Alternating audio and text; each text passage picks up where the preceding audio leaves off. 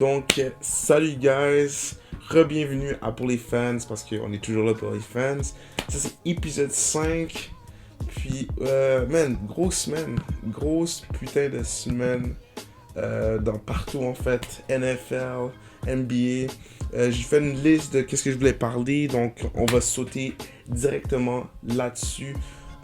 Premièrement, on est vendredi right now, donc hier soir, t'avais Steelers contre les Browns.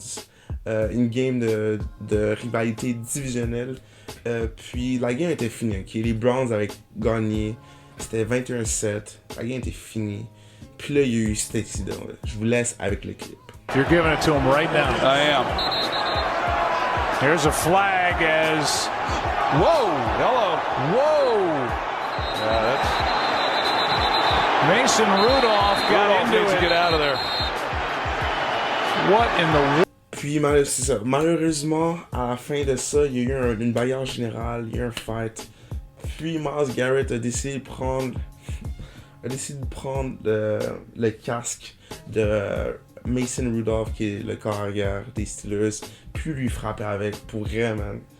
Quand j'ai vu ça, vendredi matin, man, j'en pouvais pas mes yeux. Je peux pas, pourrais, si j'étais commissionnaire, je sais pas si c'est commissionnaire en français, mais si j'étais au rôle de Goodell en ce moment, man, je bannirais ce joueur-là.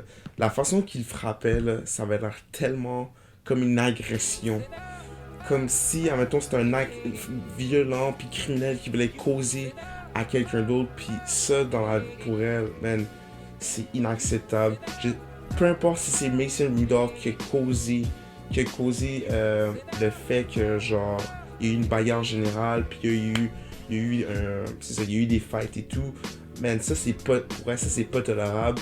Puis là, on vient de savoir, on a su cet après-midi que Myles Garrett est suspendu indéfiniment pour le reste de la saison, incluant les playoffs. Donc, on ne sait pas s'il va revenir l'année prochaine. Myles Garrett, qui est un exceptionnel talent, un très bon defensive lineman, c'est un des meilleurs sackers dans la ligue, très bon défensivement, mais avec l'acte qu'il a commis, c'était très décevant. Puis, je veux pas le mettre dans la même catégorie que Vontaze Burfict.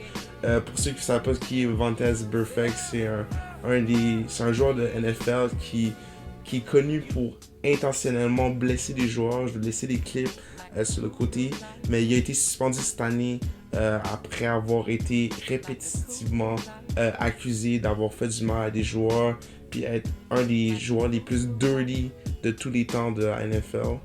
Puis, je veux pas mettre Myles Garrett dans cette même catégorie-là, mais qu'est-ce qu'il a fait durant cette partie-là, je trouvais que c'était inacceptable.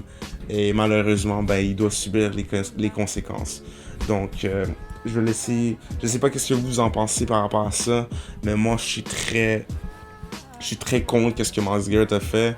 Je pense qu'il y a personne qui est vraiment pour qu'est-ce qu'il a fait. Il y a beaucoup de monde qui disent Mason Rudolph a causé cette bagarre, mais qu'est-ce qu'il a fait? T'sais, le gars, il pèse genre 290 livres, man. Puis Mason Rudolph, il pèse genre quoi, 210, 190, je sais pas combien, mais ça méritait pas qu'il se fasse frapper avec. Si le casque aurait frappé sa tête, puis il aurait causé du sang, causé des dommages, mais Myles Garrett aurait eu des poursuites, puis il serait banni de la NFL. Mais c'est tout ce que j'ai à dire sur ce sujet-là. Donc, on va revenir avec ça. Je vais parler un peu de la NFL un peu plus tard. Pas cette semaine. Donc, c'est ça. Donc, on va passer à la NBA. Parler de 4 équipes cette semaine. Vu que là, on est rendu à 10 parties à peu près dans la NBA. Donc, on voit un peu c'est quoi le niveau de chaque équipe. Donc, je vais parler des deux meilleures équipes de chaque conférence. Premièrement, dans l'Est, on a les Celtics en ce moment. Après avoir perdu leur première game de la saison, a gagné 9 games de suite. Puis là, Gordon Hayward, un de leurs bons joueurs, s'est fracturé la main gauche et est out pendant 6 semaines. Et il va faire une opération, il va guérir sa main et tout. Mais juste pour dire que les Celtics, beaucoup de profondeur, beaucoup d'éléments clés dans cette équipe-là. Marcus Smart qui sort du bench, de Jaylen Brown, tous les jeunes, Jason Tatum, tous les gars qu'on est connus, on est habitué d'entendre. Puis après, avec Kemba Walker, on dirait que ça fonctionne bien avec cette équipe-là. Donc, très content de voir les Celtics performer en ce moment. Aussi, faut que je parle des Raptors. Je suis vraiment zéro biaisé là, parce que pour vrai, j'avais beaucoup de misère à voir les Raptors avoir du succès cette année. Mais je suis très content. Durant leur road trip à l'étranger, durant la semaine dernière, ils ont affronté les Kings, les Pelicans, les Lakers et les Clippers. Et ils ont gagné 3 de leurs 4 games, qui est très bon.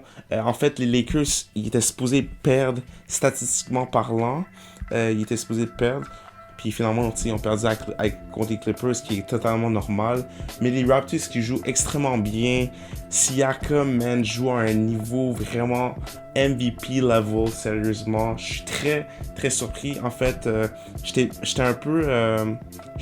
j'avais des doutes par rapport à Siakam parce que tout le monde pensait que durant l'été, en fait, tout le monde dirait durant l'été, il s'était amélioré, puis il allait devenir un All-Star cette année après avoir gagné le joueur le plus amélioré l'année passée. Et en fait, moi, j'étais un des personnes qui chialait qu'on aurait peut-être dû échanger Siakam pour garder Kawhi Leonard et potentiellement avoir Westbrook aussi, ou Paul George. Puis finalement, je suis vraiment content de voir Siakam qui s'est fait repêcher par les Raptors puis devenir le joueur qui est devenu en ce moment. Tu sais, Siakam, si vous savez pas, il jouait au soccer jusqu'à l'âge de 17-18. Il allait devenir un pasteur à la place d'être un joueur de basket. Puis regardez là comment il est en ce moment. C'est incroyable son histoire. Puis, tu sais, juste le voir exceller avec les Raptors, avec mon équipe, avec l'équipe que j'admire le plus, c'est vraiment incroyable. Donc, chapeau. Puis en plus, aussi, les Raptors qui manquent Kyle Lowry. Kyle Lowry qui est un de leurs meilleurs meneurs de jeu. Ils ont quand même Fred VanVleet qui joue super bien. Mais tu sais, Lowry, c'est un élément, c'est comme la pièce, c'est comme un peu le Curry des Raptors, sans avoir les grands tirs, sans avoir les dribbles et tout. Tu sais, Lowry, il a beaucoup d'énergie sur le terrain, puis mais même sans lui, voir les Raptors être capables de réussir, c'est très intéressant, c'est très fun à voir aussi. Donc, ça, c'est mes deux équipes dans l'Est que je suis vraiment content de voir. Mais en fait, tu sais, en tant que fan de la NBA, c'est bien de voir deux équipes comme ça qui se démarquer avec toutes les restrictions qu'ils ont. Donc, c'est bien. Pour ce qui est de l'Ouest, je voulais parler des Lakers. Lakers qui est premier. Moi, c'est pas une grosse surprise parce qu'avec l'addition de Anthony Davis, c'était s'il finissait pas genre top 4, top 5 pour le moment, j'aurais été un peu surpris, mais là, il n'y a aucune surprise pour vrai. Les Lakers qui jouent super bien en ce moment, ont battu les Suns, ont battu les Heat, Miami Heat qui jouent bien en ce moment aussi. Donc, je les mentionne pas, mais les Heat sont égalité avec les Raptors. Mais je voulais donner un shout-out à ma team. Fait que, tu sais, ils ont battu les Heat. Puis la semaine passée, c'est ça, ils avaient battu aussi le highlight que j'avais montré, le Danny Green qui sauve la game, puis et bat les Mavericks. Donc, les Lakers jouent super bien en ce moment. On gagné 2 games suite. Là, en ce moment, ils sont en train de jouer contre les Kings. Donc, c'est ça. Leur horaire est moi je dirais, est très facile, entre guillemets.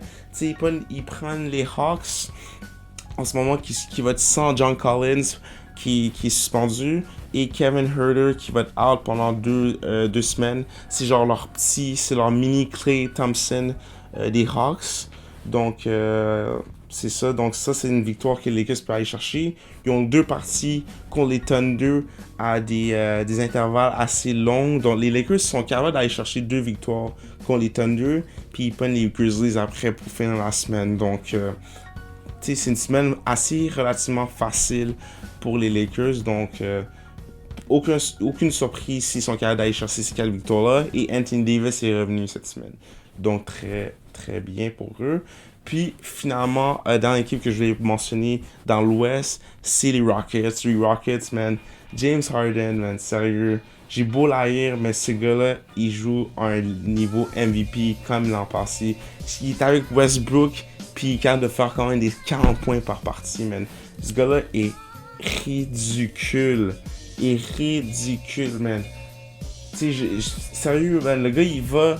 Oui, peut-être il va 15 fois, 20 fois au lancer franc par partie, mais il joue, man, sérieux, être aussi productif que lui, man, ça fait longtemps que j'ai pas vu un joueur comme de son calibre, puis il faut que je lui donne le respect où le respect est mérité. Donc, sérieux, man, il joue tellement bien en ce moment, James Harden. Les Rockets, à cause de ça, ont gagné 6 parties de suite, très important, très bonne productivité de leur part. Tu sais, Clint Capella joue bien aussi. Il faut pas négliger ça. Et en plus, en ce moment, ils n'ont pas Eric Gordon. Eric Gordon, qui est un de leurs très bons shooting guards. C'est un des producteurs de l'équipe, donc c'est très malheureux qu'il soit pas là en ce moment. Mais les Rockets jouent bien. Par contre, leur horaire pour la semaine prochaine va être extrêmement dur. Ils prennent les Trailblazers qui sont en misère en ce moment, mais c'est pas une équipe à négliger. Ils prennent les Nuggets aussi. Ils prennent les Clippers, les Mavericks, les Heat. Donc, ça, c'est à voir pour les Rockets. Mais quand tu es James Harden dans ton équipe, man, les choses sont en ta faveur. Donc, très intéressant de voir qu'est-ce que les Rockets vont apporter.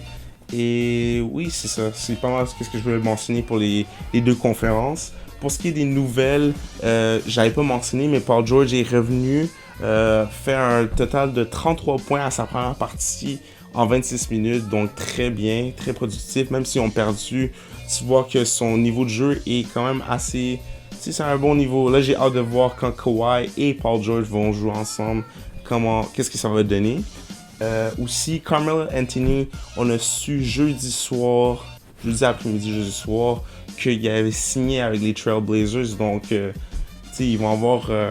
les Trailblazers qui ont la misère en ce moment, qui ont perdu 3, 4, 5 games de suite, qui ont Carmelo Anthony, tu sais, on sait qu'il est plus à son niveau où il y avait où il était meneur en points dans la ligue, comme il jouait comme avant avec les Knicks à New York. Mais ça reste quand même un très bon joueur. J'ai hâte de voir s'il va apporter quelque chose à l'équipe ou pas. Ça laisse à voir. Aussi, je sais que ça n'a pas rapport avec le basket, mais Colin Kaepernick, qu'on a su hier, en fait avant-hier, en fait jeudi ou mercredi, on a su qu'il y a des équipes qui l'ont contacté pour venir faire un genre de try-out, le voir pratiquer, de voir tu sais, genre s'il joue s'il est capable de jouer dans une équipe de NFL. Colin Kaepernick, j'ai aucun doute qu'il est capable de revenir dans la NFL, de le revoir jouer pour une équipe. En fait, il y a des histoires qui disent que Jay-Z a un peu poussé la note, un peu poussé Goodell à dire à des équipes d'aller le contacter. Donc ça, c'est des rumeurs qui ont été divulguées. Je sais pas si c'est vrai, mais Jay-Z, qui a un lien de rapport, qui travaille avec le commissionnaire de la NFL, donc peut-être ça joue un rôle. Puis en plus, Colin Kaepernick, ça fait quand même 2 ans son incident, donc ça fait assez longtemps pour qu'on oublie qu'est-ce qui s'est passé, mais pas assez. Mais je pense qu'il est dans une bonne place, puis il peut vivre encore, Colin Kaepernick. Là. Je pense qu'il y a des années encore à jouer. Il est rapide. Il fait penser à Lamar Jackson, mais il est capable de lancer encore mieux, je trouve.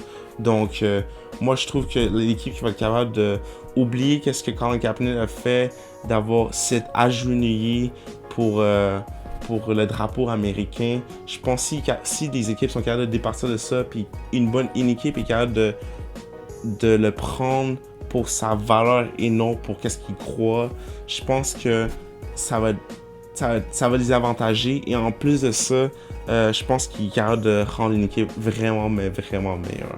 Donc ça, c'est à suivre. On va voir avec le temps. Mais très content d'entendre Colin Kaepernick.